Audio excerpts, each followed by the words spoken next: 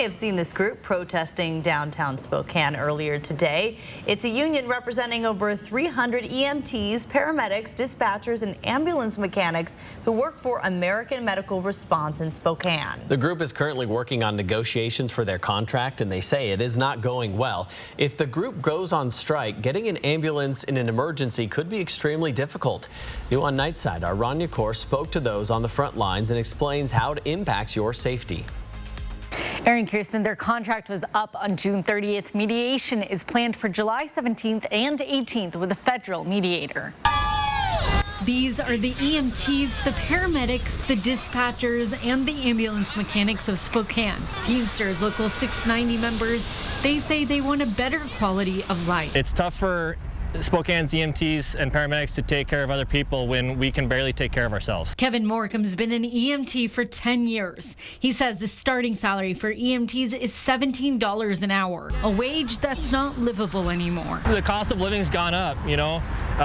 We've got a tough time with our employees trying to make rent. You know, rent's skyrocketing, the cost of gas is going up, even health insurance. It's the reason the union is holding a practice or an informational picket. It's one to let the company know that we're serious about negotiations, and the other is to engage the public, to let the public know what's going on with our EMTs and paramedics that are out there on the road every day. The union is in the process of negotiating contracts that ended June 30th. If the union goes on strike, getting an ambulance in Spokane in an emergency could be very challenging. According to the law, the contract stays in effect until we're done negotiating.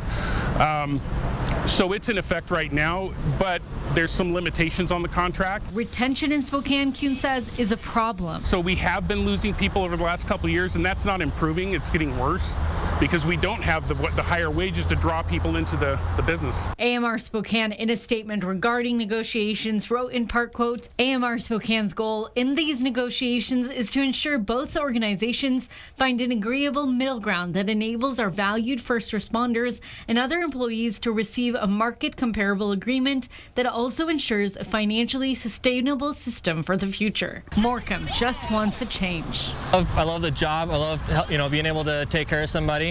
But I think the end of the day, we're overworked, we're undervalued, and we're underpaid. The union says they are entering mediation on the 17th. In the worst possible scenario, they'll strike if they have to. In studio, Ron Yakor, 4 News Now.